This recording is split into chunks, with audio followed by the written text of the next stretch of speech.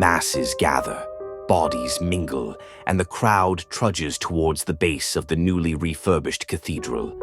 Consortium banners fly high in the sky above, a never-ending reminder of our overlords and those we must hold in the highest of regards. The black oak tree against a white background is as prominent as ever, a symbol of regrowth and oppression we've come to know so well. On the corners of the town square stand elegant, dark stone observation towers, each with a royal guard watching closely. Their eyes snap back and forth furiously, scanning the pale faces of the empty vessels below and fingers twitching along their bowstrings. Soulless machines of war praying for someone to step out of line and quench their thirst for blood. As the final waves of onlookers are shepherded into the back of the crowd, movement comes to a halt. A blanket of eerie silence falls, and I take my place amongst the crowd. Before a chorus of coughs and splutters break the pseudo-serenity, trumpets blast and the wide wooden cathedral doors swing open. 2 columns of soldiers jog in unison down the stairs, reach a small plateau around halfway, and meet in the middle to form a barrier. In ceremonious fashion, a few Consortium officials follow and settle behind. A brief pause of silence hangs in the air before a final forceful rhythm sounds to indicate her arrival. Taking her place at center stage, Cardinal Anya Stone clears her throat and opens her mouth to address the crowd.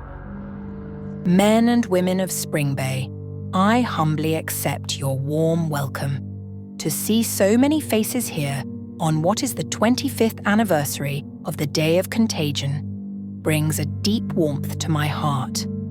As I look upon your faces, I cannot help but be reminded of the faithful day the vicious infection ripped and clawed at the very center of our souls. Towns, cities, and nations fell quickly to the rampant wave of terror and destruction. However, like the mighty oak tree and its small acorn beginnings, the Consortium grew from the ashen-soaked soil as the savior of the people. With our guidance, we've managed to navigate our nation from strength to strength. Many of you may be wondering about my appearance in person here today, but I thought it important I be the one to inform you. The last few years have been tough for us all, but no one has found it tougher than the souls I see in front of me.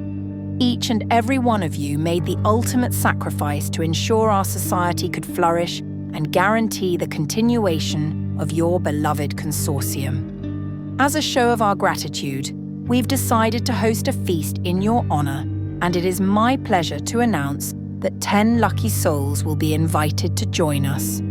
As the words reach my ears, a burning rage bubbles up from within as my mind repeats the words. Lucky souls, beloved Consortium, ultimate sacrifice. How dare she refer to them? Those sacrifices were our children, ripped from their homes and away from their families. The testing and intrusive experiments saw to the destruction of their innocence, all in the name of saving our pathetic society.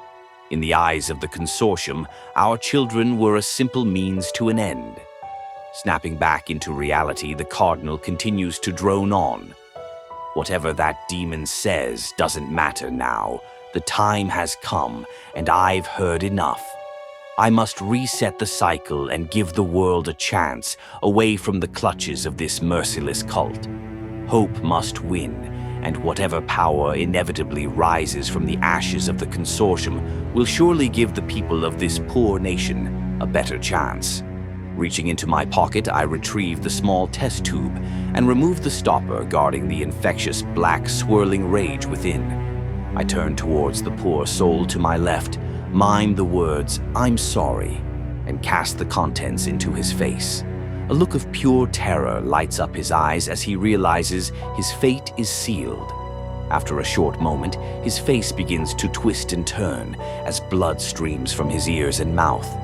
His head snaps back, and it's clear the infection has taken immediate hold. He lunges for a woman in front and bites down on the back of her neck before pushing me to the floor and diving onto my helpless body. As I feel his teeth bury into my flesh, and his nails claw at my face, I hear the panicked screams of the crowd in symphony with the ripping of bones and flesh. As my life slips away and my world becomes black, I can rest easy knowing they will never understand. It was one of their own who gave me this chance.